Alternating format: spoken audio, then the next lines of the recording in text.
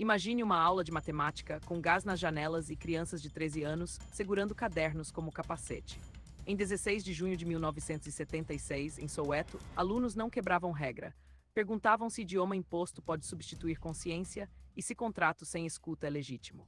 A notícia nos cartazes era simples. Desde 1974, o governo do apartheid exigia que parte das aulas fosse em Afrikaner, língua dos administradores, enquanto famílias negras aprendiam sem escolher regra nenhuma.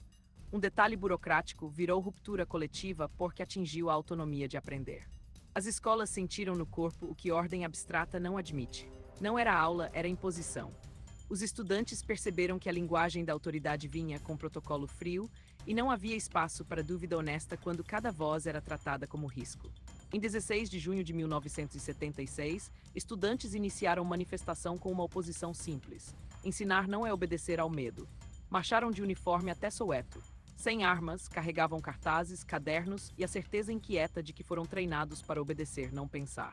A repressão respondeu com polícia cercando escolas e gás. O país viu que não era uma confusão escolar. O menino, um estudante que virou símbolo, caiu nas ruas de Soweto, levado por colegas, com a irmã correndo atrás em pânico. O asfalto virou prova silenciosa de um estado sem freio. Em poucas horas, quase 20.000 estudantes saíram em solidariedade. Igrejas, famílias e mercados de bairro entraram como rede viva. Não era só protesto por idioma, era recusa a regra sem contrato real, sem diálogo e sem responsabilidade moral. Se o governo decide como a criança pensa antes de ouvir seus pais, faz engenharia social por decreto.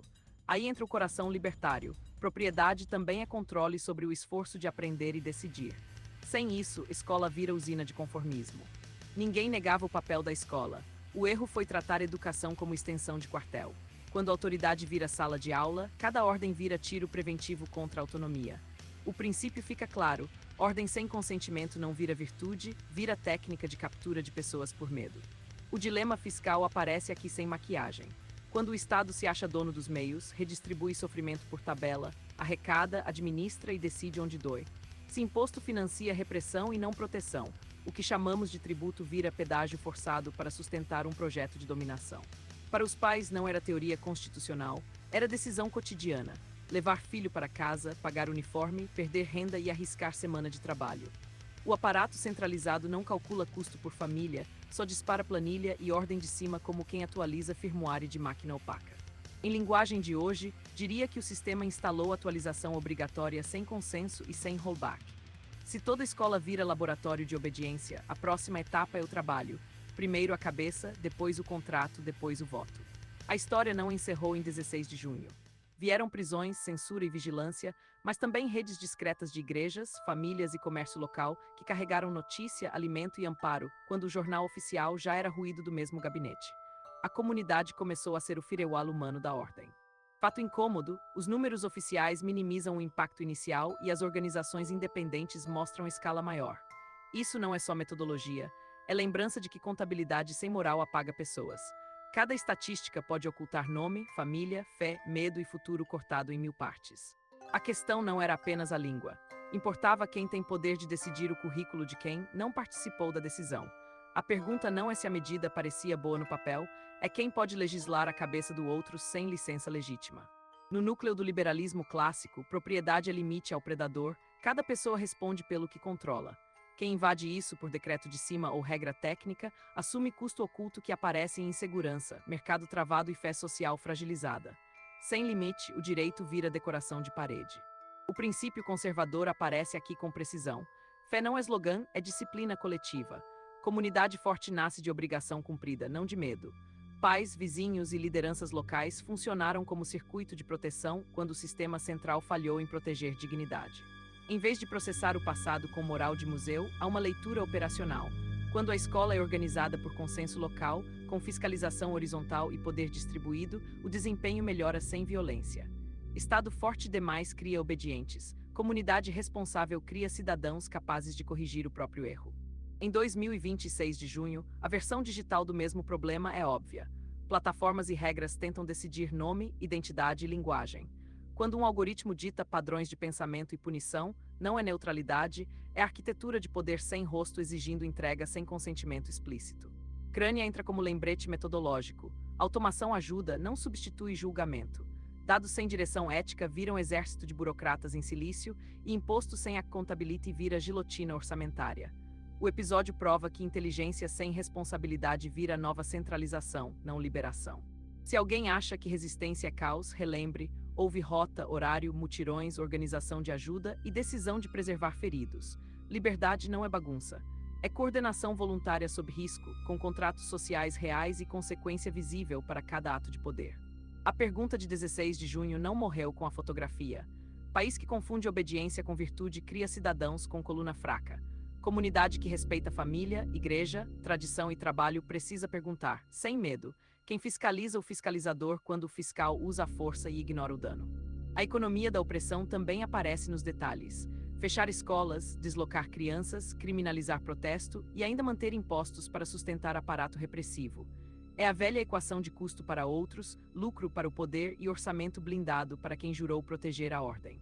Nesse sentido, a vitória não foi instantânea nem limpa. Mas saiu um manual.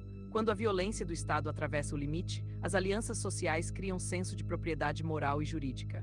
A casa, o bairro e o livro voltam ao dono que vive a consequência. Tem uma frase prática para levar. Processo é indispensável, tirania é opcional. O Estado democrático, quando vira cartório de opressão, perde legitimidade sem emitir nota de falência.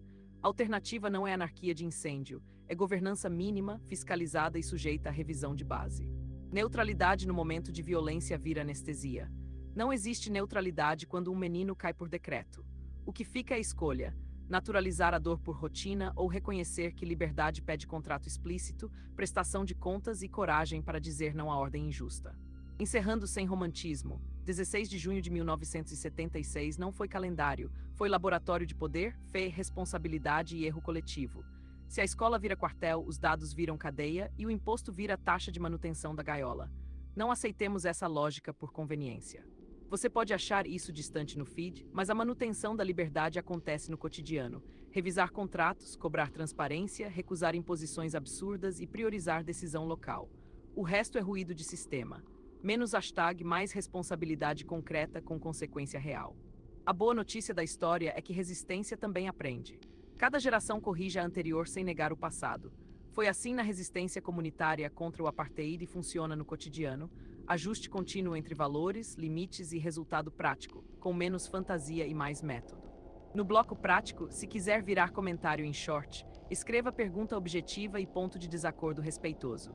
Ucrânia lê esses textos, organiza dúvidas reais e transforma em resposta curta no formato de roteiro, com foco em contexto, fonte e decisão aplicável.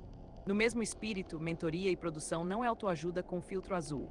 A IA de Fábio é oficina, revisão de processos, priorização, prestação e limites.